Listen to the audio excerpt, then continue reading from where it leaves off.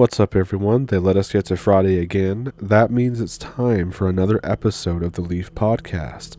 And not only did they let us get to Friday, we managed to get to the end of the year as well. So, if you did anything special for New Year's, then let me know what it was down in the comments. As for myself, I had a more quiet New Year's this time, and I am fine with that, and I just kind of vibed. So for this episode, I thought that I would talk about something that's quite interesting to me. I've made videos about it on the channel a few times now, but it's stories, encounters, and just weird and strange things that happen at national parks, national forests, and kind of places like that. And I suppose not only national forests and parks, I mean like state ones too, just anything I could find that was like really weird that took place in an area like this. And whatever you think it might be that causes a lot of this high strangeness, everybody kind of understands that there is just something weird about these areas. Whether it be just like the liminal spaceness of it all, how isolated they are, how cryptids and all that strange stuff seems to congregate there, I guess is the best word. So as usual, any article that I use or whatever will be down in the description below. And the first one that I'd like to talk about here, it's in Texas. It's called Sam Houston National Forest. And I chose this one first because I've heard of it before, and I've heard that it has like some of the most Bigfoot sightings out of anywhere. In fact, I think it's over 40 a year. I'll have to verify that later on. But it's also so prevalent there, the activity is so heightened, that the park has signs that tell you not to go to certain areas, or has like warning signs that Bigfoot is probably there. And it seems that with all these sightings and with all this heightened interactions with Bigfoot, that they are pretty aggressive there. A lot more aggressive than normal. A lot of times when people see a Bigfoot, it's like a 2 or 3 second experience. It's usually at night or early in the morning, and it's kind of something that just makes you go, huh, that's really weird. I guess Bigfoot's real. But it seems here in Sam Houston National Forest that things don't always go that way. In fact, in 2014, a Bigfoot researcher, and he's also the host of a podcast named the Sasquatch Chronicles podcast. I've never listened to it, so let me know if it's good and I can check it out. His name is Wes Germer. He had an excursion there at the Sam Houston National Forest. He had a guide named Bob Garrett, and they had a crew there with them as well, and they went to the area of this park called Piney Woods. Apparently Piney Woods is known to be one of the particularly more intense Bigfoot activity areas in the entire park. So they were in this area for a while, and for a while, as you can imagine, nothing happened, which seems to be the case whenever you go looking for the activity and you're in a group, you don't usually find it, but they eventually did. So they were sitting around quietly around their camp, and without warning, a whole bunch of noise just started crashing out of the brush and out of the darkness. At first, he thought that it was just one of the crew messing around out in the forest. But very quickly, he seems to have realized that it was something else. He says that the sounds were from something far larger and far more powerful than a human being. That shortly after, things got a little hairy, pun intended. Something very big and fast charged at the camp. He said it covered the whole area of the camp as if it was nothing. It did it very fast, and then it bolted back into the trees on the other side, and then abruptly stopped, and the woods went dead silent. But they decided to search for it. He says that he and Garrett picked up their flashlights to go investigate. They said that they thought the beast was still there, maybe 30 or 40 feet off into the trees, just kind of watching them. So, beyond the tree line, it's obviously very dark and the woods are very dense, but they still trekked through. Now the guide had a rifle, and he said that he could see something, even just a glimpse, but there was something very big that was lurking out there. The guy who was on the excursion, Wes Germer, says that he didn't see it, but he could tell that something was just kind of out there in the gloom. And as they crept toward what they thought was the location of the creature, things didn't really go very good for them. Whatever it was possibly a Bigfoot, didn't seem to appreciate them coming near it. The two men then said they heard the sound that sounded like helicopter blades.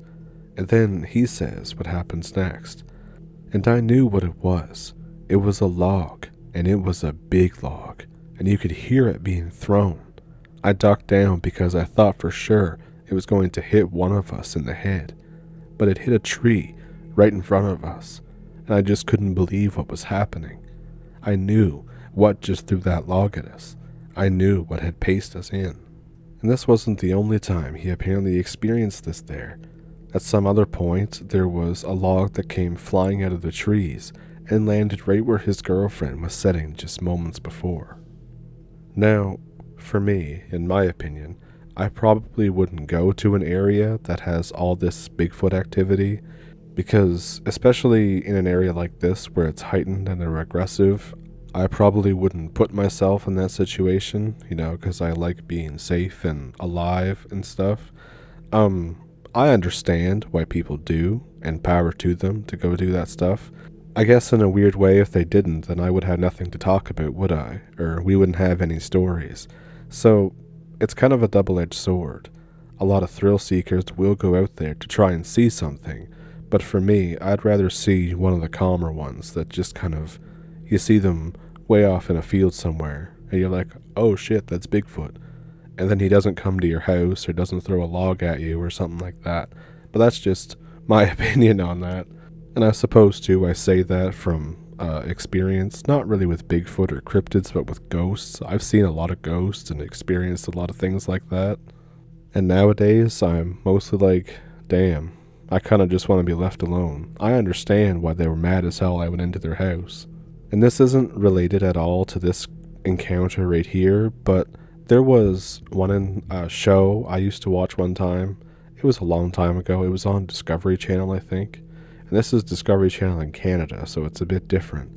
But they used, like, a mating call, like a Bigfoot mating call.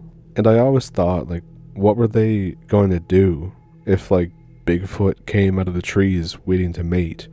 Like, he's going to come out there, and he's going to see, like, people with no hair and, like, a pickup truck. And he's probably going to be pretty pissed that he thought he was going to get lucky, and yeah, it was just a thing to draw him out. But of course, those guys didn't find anything, so, I guess it worked out for everybody in that situation. But this next encounter is from the same area, and it's from the summer of 2009. A man named Stan Williams, who was on an assignment as a photographer. He worked for the magazine Texas Highway Magazine, and he also worked for the Texas State Travel Guide. So he was at Sam Houston National Forest to try and get a few pictures, some wildlife, some nature, because a lot of those places are great for that, minus all the cryptids and high strangeness. So as he was doing his job, he heard something. A lot of crashing suddenly came from the tree line, and this is what he said. After a few minutes, there was a loud crashing noise on the other side of the clearing that startled me, as deer make almost no noise. Before I could react, a small juvenile black bear came out of the trees, stopped in the clearing edge, and put its nose up in the air sniffing. It then abruptly turned around and ran back into the woods. I started to go after it for a photo, but I thought better of it as its mother would undoubtedly be nearby. I decided to go back the way I had came to give them space. I had barely turned when I saw a huge, dark humanoid shape about 10 to 12 feet away through some very thick yapon brush. I'm 6'3", and I was looking up at a 20 to 30 degree angle to its head and shoulders. Texas bears don't get anywhere close to this size, more like an Alaskan Kodiak bear in size. I froze. All of a sudden, its hand moved, and a 2 to 3 diameter tree trunk, about 15 feet long, came flying toward me. I ran like a werewolf was after me, and it might have been. I was back at the car in just a few minutes. My clothes were torn and bleeding from cat's claw and briars trying to stop me. I jumped in the car and peeled out, not stopping until I reached Cold Spring. Now you might be thinking, why would a photographer not take a picture of what he was seeing? And that's, a very fair criticism. However, you'd probably be pretty scared in that situation. Like, I can't imagine anybody in that situation would, after getting a log heamed at them, would be like, wow, neat, and take like a 4K picture of it. But you never know. And so, stepping away from Bigfoot in the same Houston National Forest, there's someplace else. It's in Wisconsin. It's in more of a wilderness reserve, I think. At least I think this is. It's Mud Lake. And he has two, but the first one goes like this. I was 19 years old in the summer of 2010. I was hanging out with my friend, and it was around 1 a.m. He says, "Hey, have you ever heard of Mud Lake? It's this place that nobody ever goes. Supposedly, the mafia used to bury bodies there back in the day. We should grab some flashlights and go explore a bit." So we drive down some desolate back roads in the middle of nowhere for about 20 minutes. We pull up to a trail that's right off of a secluded road in the middle of the night. We start walking down this wide path with tall trees lurking over so they almost create a tunnel of branches.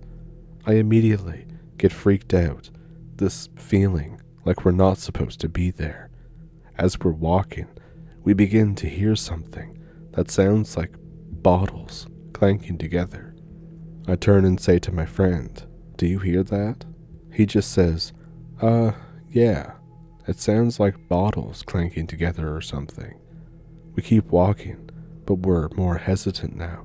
We're guarded. Way down at the end of the trail, a perfectly levitating cloud of fog appears, but there's absolutely no fog anywhere else, not even around it. We just stand there, shining our light on it. It starts almost drifting toward us. We keep standing, trying to figure out what the hell we're looking at. Neither of us are saying a word. We're just staring at it. But it keeps coming toward us. As it gets closer, we begin to make it out. It looks like a transparent, levitating dog with 6 legs, almost half spider or something. We just stand there, staring at it, not believing what either of us are seeing. It keeps floating straight at us. We both look at each other, and without saying a single word, we turn around and sprint back to my car as fast as we can. We get into the car, start it up, and floor it in reverse.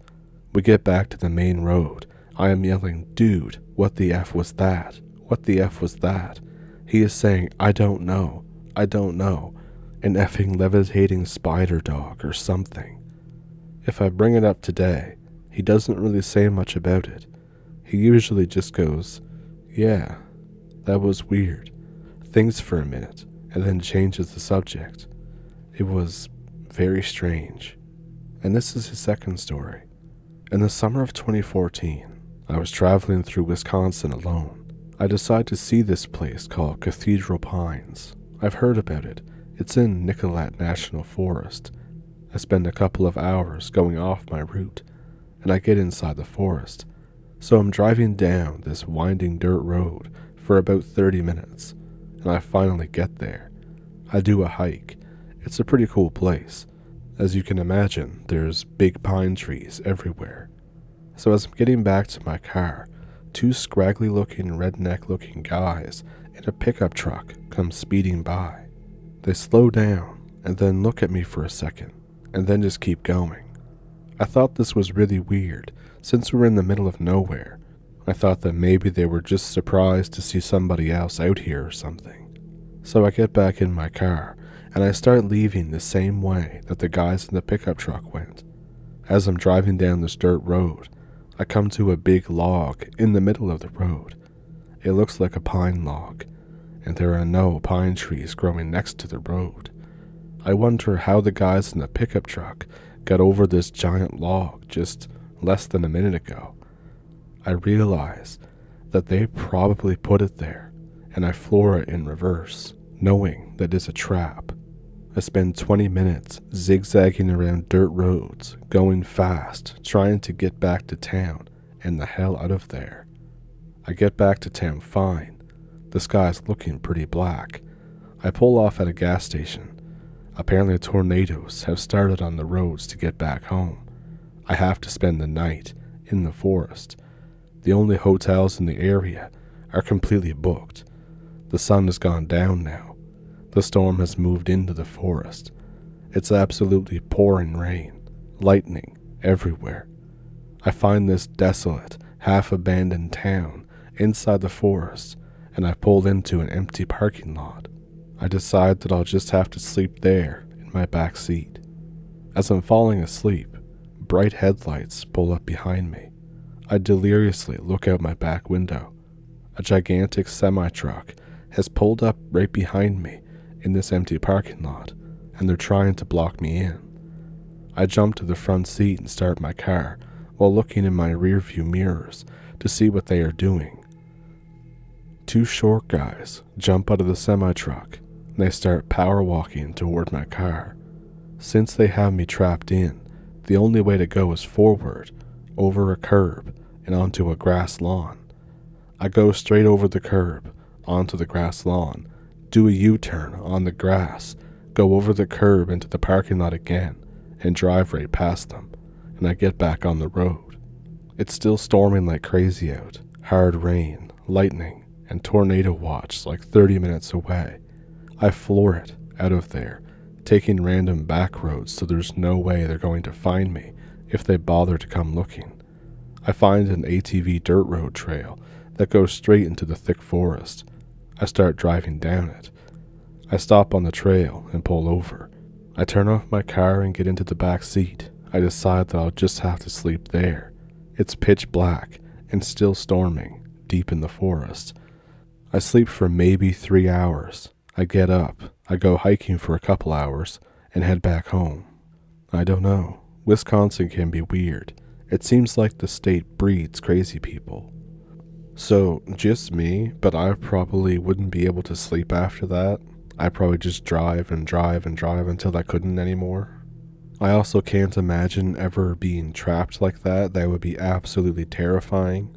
But that does make me think of some reports that I hear. I haven't really seen any kind of special news stories on them or anything, but it's a rumor that there's human hunting in national parks and forests, and that a lot of the people going missing, that's why they unfortunately get caught up in something like this and meet a very gruesome end.